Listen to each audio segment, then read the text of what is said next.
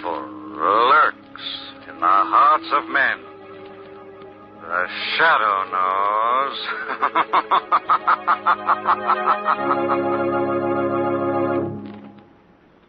Once again, your neighborhood blue coal dealer brings you the thrilling adventures of The Shadow, the hard and relentless fight of one man against the forces of evil. These dramatizations are designed to demonstrate forcefully to old and young alike that crime does not pay.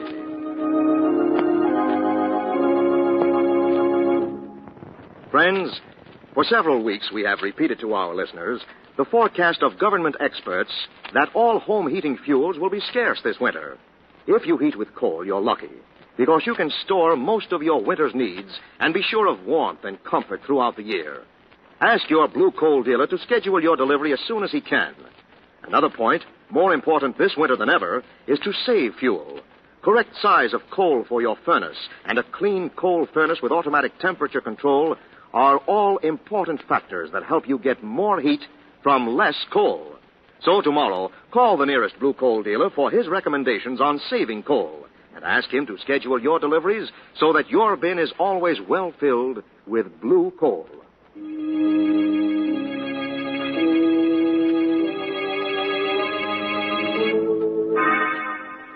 The Shadow, who aids the forces of law and order, is in reality Lamont Cranston, wealthy young man about town. Years ago in the Orient, Cranston learned a strange and mysterious secret, the hypnotic power to cloud men's minds so they cannot see him. Cranston's friend and companion, the lovely Margo Lane, is the only person who knows to whom the voice of the invisible shadow belongs. Today's drama, Doom and the Limping Man.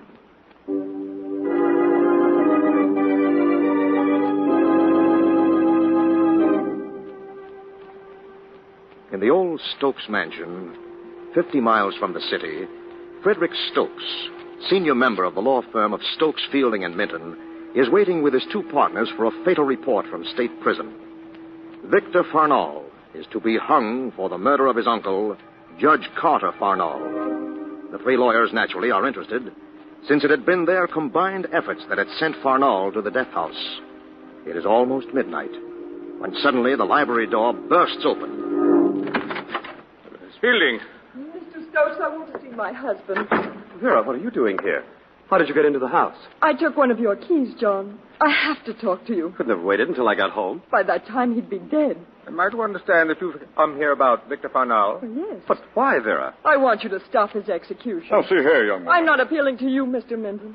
Or you either, Mr. Stokes. You both consider this a brilliant legal victory. But John still has a few human emotions, and he'll never forgive himself for murdering Victor Farnall. Murdering? You know you took that poor, simple-minded man and used every trick in the book to convict him. Victor Farnall killed his uncle. What we did was only our duty. Was it your duty to distort the facts? To confuse the jury? To build a murder conviction out of pure circumstantial evidence? Mrs. Fielding. Oh, John, please call the prison and say you have a reasonable doubt. I can't, Vera. It's out of the question. Ridiculous. Please do it now. While there's still time. I'm afraid you're mistaken, Mrs. Fielding. 12 o'clock.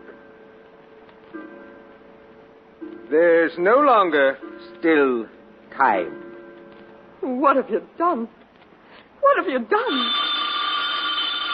I'll get it. Stokes Mansion? Frederick Stokes, please. Speaking. This is Warden Sanders of State Prison. Yes. Victor Farnall was hung on the stroke of midnight and pronounced dead 30 seconds ago. I see. Thank you, Warden. Well? For now, he's dead. Oh, no. Vera. Oh, it happened. It happened. Vera. She's just gone out in the hall. Leave her alone a while, Fielding. She'll come around. Meanwhile, I think the occasion calls for toast. In some of your best brandy, I hope. But of course. Let's see, shall it be cognac? Cavassier? Who can that be? Get it, Fielding. Hello?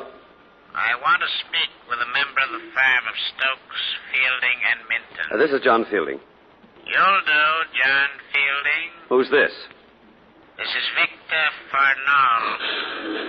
Victor Farnall. What did you say? He says he's Victor Farnell. It's some kind of a ghastly joke. I'm calling to tell you three and all who belong to you that you've sealed your own doom when you plotted my death.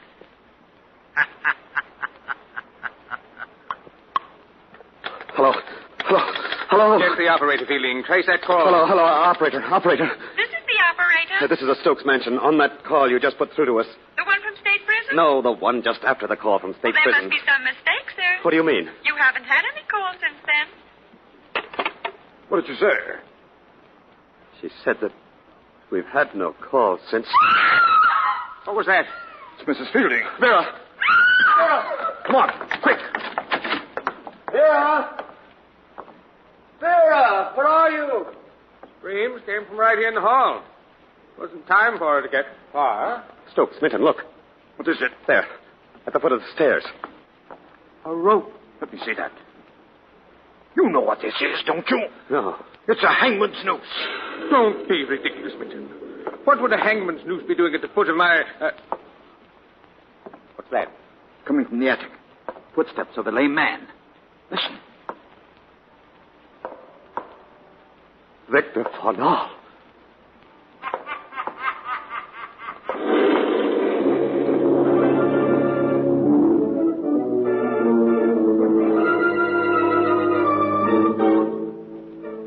And all that happened last night, Mr. Stokes? Police were here all day and got nowhere, Detective Duffy. They found no trace of Vera Fielding? None. Or of Victor Farnell? Victor Farnell? Of course not. Victor Farnell is dead, Duffy.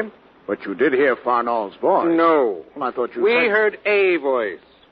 Could have been Farnell. He was hanged at midnight last night at State Prison. But see here, Duffy, I've called you in for protection, but not against a ghost. Against who, then, Mr. Stokes? I don't know. Some crank, business enemy. Not an out-and-out maniac. Okay, then. That's a job. By the way, where are Mr. Fielding and Mr. Minton? Fielding should be here any minute. And Minton? The office. You'll be phoning soon? Good. If I'm responsible for your welfare, I'd like to have the three of you under one roof. Did you hear that? What? Sound like a door opened somewhere. Nonsense. The house is locked up tight as a drum. Now then, as you were saying that... There is a draft. The door is open somewhere, Mr. Stokes. Where are you going? Have a look around. I'll go with you. Take it easy, Mr. Stokes. I'm being paid to take the chances. Yes? Stokes? Yes? This is Minton. Listen, Fred. Don't you think it'd be wise to pack up your things and get out of that house? Under no circumstances. Just for a few days. I don't intend to allow a non-existent goblin to drive me out of my home for even 1 minute. Besides, Mike Duffy's here now. Mike Duffy? Detective Duffy, you remember, the private operator who always does work for the firm? Oh. You called him in? I thought it best. All right, then. I'll be there in an hour. Pack up my things. Run away like a scared child. Who's that? Duffy, is that you? Is it? What are you doing? Playing a game with me? No. No, I don't believe it. It can't be you. Stop. Stop. No.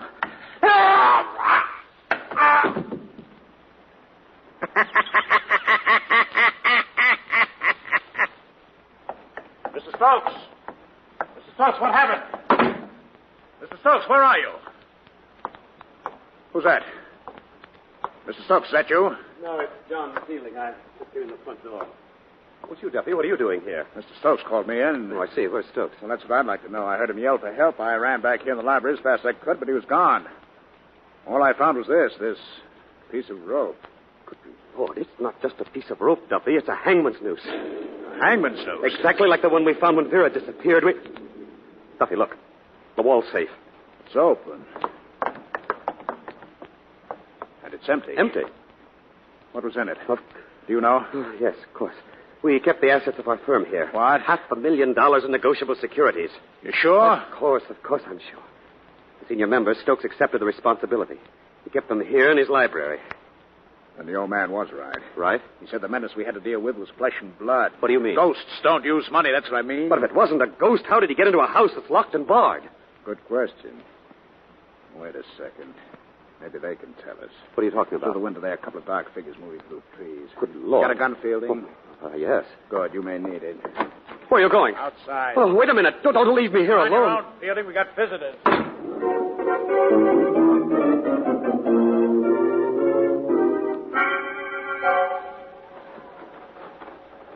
Are you sure you heard a cry for help, Lamont? Positive, Margo. A man's voice is plain as day, and it came from this old mansion here. Not afraid, darling. No, but it's a dangerous business prowling around a strange place in the dark. You bet it is. Oh. Who's there? Put your hands Come up. on. Who are you? Don't let that worry you. Point is, who are you? Well, I'm Lamont Cranston. This is Miss Lane. I've taken the cottage just over the rise of the hill. We heard a man call for help and came to see what was wrong. Helpful, huh? Yes, that's it. We hadn't done our good turn for the day. Well, it's never too late, Mr. Cranston. You can do me one now. Oh, yeah? Yes, keep your hands up and start walking. What was that? Duffy! Duffy! If you're the Duffy in question, I think somebody wants you in an awful hurry.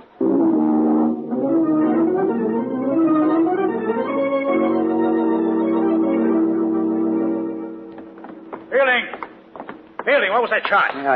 I just stepped out of the library door, and I saw a figure limping up the attic stairs. When it wouldn't stop, I fired. Did you say limping? Yes. You know what that means, Duffy. Arnall was lame. What was that? Forget it. Old man Stokes was right. Whoever's in that attic's probably a half-witted crank or a lunatic. But there's nobody there, Duffy. What? I went up and looked. The attic is empty. Sounds very much like a ghost, eh, Margo? I'm afraid it does. Oh, so you're on the ghost kick, too, huh? Maybe you've got your reasons. What reasons? I don't know yet. But when there have been 2 disappearances in as many days and a strange couple is picked up wandering around the dark, it's time to call the police. The police? Tend to it, Fielding. Yes, Duffy. Lamont! Just a minute. Go on, Fielding. You've got your orders. What's this all about? You never heard of the $500,000 in negotiable securities, of course. A $500,000. Okay. I'll play along. Last night, Fielding's wife disappeared, and a few minutes ago, the owner of this house, Mr. Stokes, vanished into thin air. Aside from that, all I know is that there was a phone call out of nowhere from Victor Farnall. Victor Farnall. He was executed last night at state prison. Sure, I know. But according to Fielding, he's back from the grave for a return engagement. Listen. Did you hear that? It's coming from the attic. Yeah, you bet it is. Where are you going? Find out who it is. You want an extra hand? No, you two stay here, right here. And if you try to get past Fielding, remember he's got a gun. He likes to make it work. Well, Sorry, Margo. we couldn't have just stayed home and listened to a mystery story on the radio. Why listen to one when you can live one out, darling? Oh, if you don't mind, I'd rather just sit in an easy chair and turn the dial. Lamont! Come on, Margo. Come on up the attic stairs. Duffy! Duffy! Why doesn't he answer? Find it difficult, I'm afraid. Oh, Lamont. He's been hanged. Hanged by an experienced gallows bird, Margo. The rope around his neck is a hangman's noose.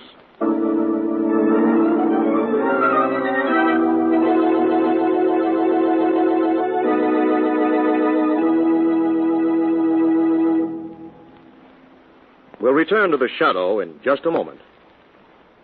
Your neighborhood blue coal dealer would like to do this. He'd like to send you a Temp Master automatic heat regulator for your furnace with a tag attached.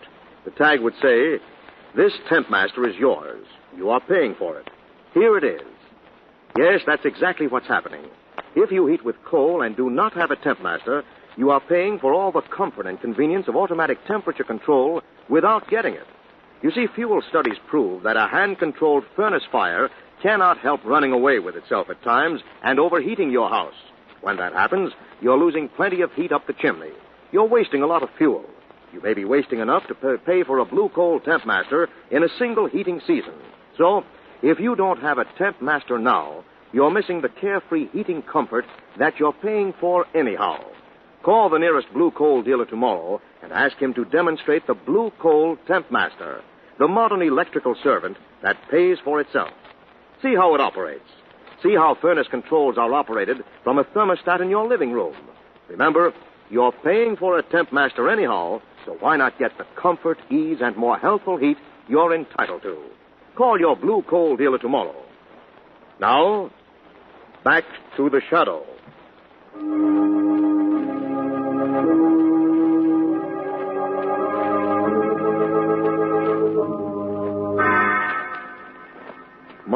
and Lamont are in the home of lawyer Frederick Stokes. They are investigating the strange events happening in the old mansion when suddenly they hear a scream from the attic. Rush up to find Detective Mike Duffy hanged from a rafter. Mrs. Lane, Mr. Cranston, what's happened here? Seems Mr. Duffy had a slight accident, Fielding. Duffy? We found him hanging from that attic beam of the ceiling. Is he dead? Well, not quite. I think we cut him down just in time. He was unconscious. He'll come out of it. Here, help me get him over on that cot. In just a moment. All right. Careful now. Here we are. Did you call the police? I tried. The trunk lines are busy. Better try again. Stick with it till you get Commissioner Weston at headquarters. I'll do my best. Funny? What'd you say, Margo? I said it was funny. It's the only new-looking thing in this old attic. What is? This filing envelope. There's no dust on it at all. Where'd you find that? Over here in the corner. Let me see it. Is anything in it, Lamont? It's more than a little, Margo. Oh, what's that? It's a legal document of some sort. Margo. What? Look, this is a murder confession. Murder confession? Yes, signed by Edgar Minton of the firm of Stokes, Fielding and Minton. Listen to this. In order to prevent his exposing certain illicit practices of my career, I, Edgar Minton, did murder in cold blood the eminent criminal judge Carter Farnall. What? But Victor Farnall was hanged last night for murdering the judge. No, Margaret. Minton's two partners probably helped him frame the poor fellow, but exacted this confession first as a club to hold over Minton's head forever after. Who's that? I'm Edgar Minton. Edgar Minton. What's happened here? Well, it seems we have disappearances, ghosts, stranglings, three-ring circus, Mr. Minton. Where is Stokes? He's become part of the disappearing act. But I talked to him from the office not over an hour ago. Police are on their way, Cranston. Oh, good. Police? You say police, Fielding? Yes, and they can't get here too soon. We've been robbed, Minton. Robbed? Our $500,000 in securities is gone. What are you saying? You come down to the library and see for yourself. You'll excuse me, of course. Fielding and I have some pressing business. Yes, I'm sure you do, Mr. Minton. Lamont. Yes? Why didn't you accuse him of the murder of Judge Farnall? I want somebody else to do that job. Who? Old and mutual friend of ours, the Shadow.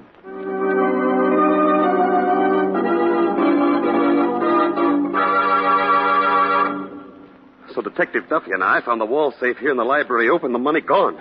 And Vera and Stokes are gone, too. And you and I'll be next, Minton. Get hold of yourself. You and I'll be next, Minton. We should never have done it. Shut up. We should never have sent Victor Farnall to the gallows. I said shut up. Don't rock the boat, Fielding. We're all in this together. You're letting your nerves run away with you. But... Straighten out. Get back up to the attic and tell that Mr. Cranston I want to see him. Where is it all going to end, Minton? Whatever it does, Fielding, just remember that you'll end at exactly the same time I do. Stupid young fool. Picks a time like this to get weak in the knees. What was that? Farnall. Is it you, Farnall? Is it true? Are you really in this house? Why do you fear Victor Farnall, Minton? You're the man to fear. You're a murderer. You killed Judge Carter Farnall in cold blood. Who are you? I'm the Shadow. I'm here in this room, but you cannot see me. Where is Vera Fielding? I don't know. You're lying, Minton. Where's your partner, Frederick Stokes? Go away, go away. Where's Frederick Stokes? You drive me insane. And answer me. All right, I will. Minton! Shadow. Shadow. Yes, Minton. Listen to me. The plan. What is it? The plan. Nobody knows. You get it, Shadow. The plan? Yes. Where is it, Minton? Sir Joshua. I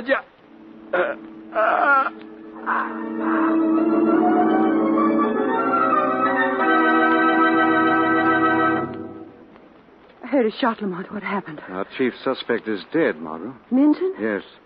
Shot came out of the dark just as he was about to tell the Shadow the truth. Who did it? I don't know yet. Margo, is there anybody in this house named Sir Joshua? Sir Joshua? I don't know. Who's he? Not the faintest idea. Apparently, he had a plan, a very important plan, and I want it. Where's Duffy? Well, I left him in the attic unconscious. Left him in the attic? Yes. Well, you shouldn't have. Come on, let's hope we don't find him in another hangman's noose.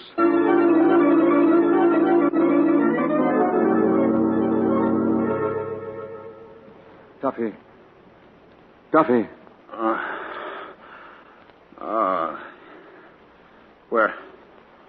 Where is it? Oh, Oh, the attic. Easy now, Mr. Duffy. You're okay. You did better than poor Minton. Minton? What about Minton? He's dead. Dead? Yes. Look, Duffy, I need help. Try and think clearly. Did you ever hear of anyone connected with this family named Joshua? Sir Joshua? Joshua? No, never. You're sure? Of course I'm sure. That don't mean there isn't a Sir Joshua. Might be.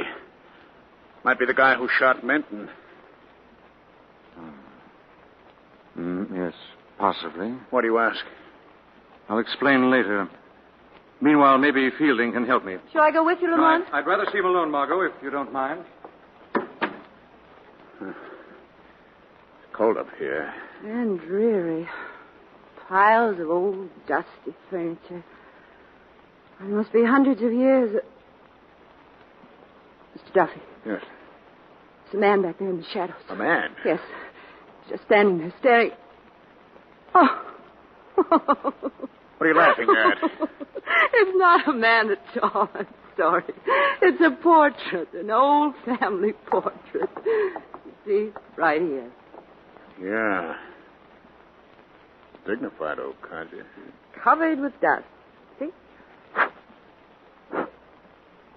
Duffy. What now? Look, nameplate. Sir Joshua Stokes. What do you know? So that's him. Sir Joshua. But what did Minton mean? How could he have had a plan? I don't get it. Neither do I. Yep. Wait a minute. What's that? Well, it's a blueprint. Blueprint of this house. Now I see what Minton meant, a plan. Yeah, sure, a plan. A plan of the house. Let's take a look at it. Well, here's the drawing room, the bedrooms. Look, there's another room up here in the attic. What? See, right here. That'll be just behind that beam there to the left. Yeah. Yeah, take a look at this. A door. You never see it. It's built right in the woodwork. Shall we go in? Yeah, after you, lady. Just be careful the door doesn't close. Mr. Duffy. Oh, it's slammed. Try and push it open. Oh. Mr. Duffy, look. Hanging from that beam in the ceiling. Yeah. I see him. They're dead. They're dead. 2 dead bodies. Vera Fielding and Frederick Stokes, to be exact. So this is where they disappeared to. What are you going to do? We're to beat on the door until Mr. Cranston hears me. Oh, no, you're not, Miss Lane. I'm not? No, Miss Lane. Why not? Because you're going to join Vera and Frederick. What? There's a lot at stake for me in this, Miss Lane. You see this envelope? There's $500,000 in securities in here. It's mine by right of seizure. Minton would have gotten it when he hung me in the attic, but you and Mr. Cranston came running too quickly for him. You didn't even have time to find the confession where it'd fallen out of my pocket. Please let me go. I'm afraid I couldn't do that, Miss Lane. Once I'm rid of Fielding, who knows the serial numbers, and of you, who know too much in general, I'll burn the blueprint, close this door, and the Stokes Mansion disappearances will go right on being a mystery forever. No. Please. Lamont! Screaming won't do any good. I closed that door when we came in. I'm going to keep it closed until I'm through with you, Miss Lane. You would if you could, Duffy. Who's that? Who opened that door? The shadow did. Who are you? What do you want here? I'm here to accuse you of the murders of Vera Fielding, Frederick Stokes, and Edgar Minton. You're crazy. You'd been a trusted employee of the firm of Stokes, Fielding, and Minton for many years. So when Minton wanted to give back the murder confession he'd been forced to write, he looked around for a helper. He found you were only too willing to make a dishonest dollar. How do you know this? You got greedy, didn't you, after you got your hands on the confession and the $500,000? You decided to keep them for yourself and cut Minton out. That's why Minton tried to hang you in the attic out there. Who told you? How do you know? Arnold's ghost was meant to scare the occupants out of the house so you and Minton could loot it at your leisure. But Stokes refused to run away, so you went through with the hangings as scheduled. But they're over now, all except one. Which one? Yours. The law will see that you hang, Duffy. No, not in a million years. Fielding's still alive. He'll get me off. Why? Because if he doesn't, I can prove he was an accomplice to the courtroom murder of Victor Farnell. I won't allow him to clear you, Duffy. Then I'll blast him wide open in court. I don't think you will. Mr. Fielding! No. That'll do for you, you hired hangman. Yeah, for me. And for you too, Fielding. Fielding, look out. Oh.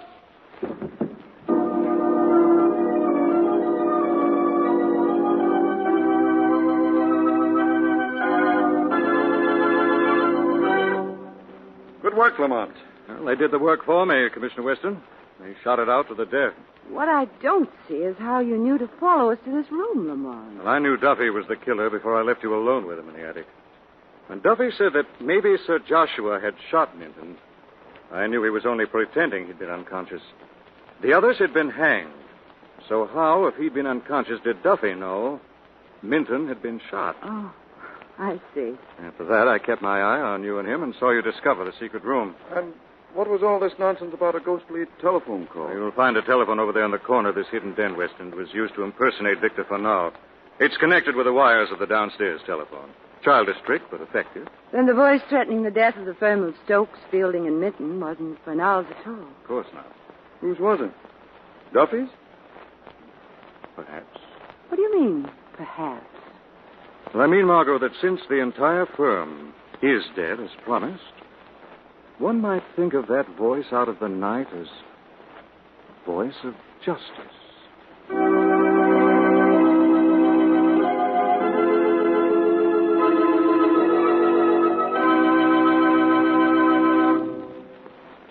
And now, let me present Blue Coal's distinguished heating authority, John Barclay. Thank you, Andre Baruch, and good evening, friends. As the old saying goes, well begun is half done. If you emphasize fuel saving in your home now, as the cold weather is just beginning, you'll start fuel-saving habits that will last all winter. Tell your family to always close off rooms that are not used. Ask the children to be sure to close doors behind them when they come in or out of the house. And, of course, now is the time to install a Tempmaster automatic heat regulator. A Blue Coal Tempmaster is not only the last word in heating convenience, but it's just about the surest way to conserve fuel. It can save as much as 20% of your fuel consumption. Your neighborhood Blue Coal dealer can install a Tempmaster easily and quickly. I thank you.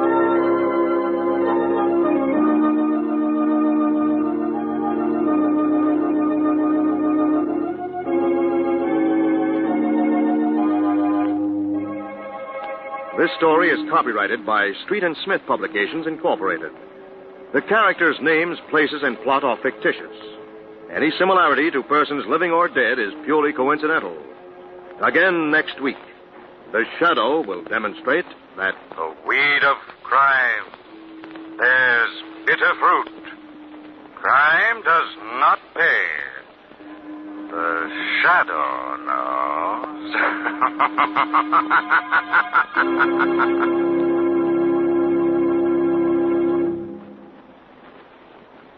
next week, same time, same station, your friendly Blue Coal dealer brings you another strange and thrilling adventure in The Shadow's daring battle against the forces of evil.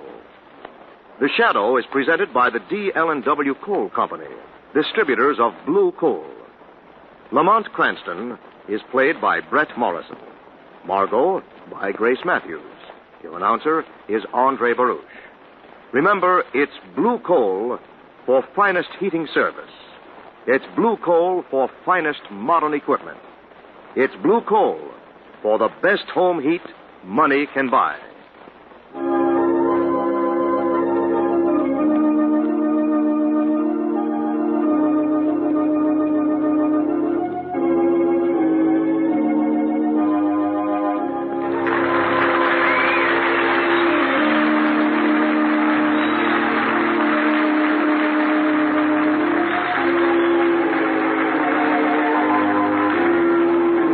This is the Mutual Broadcasting System.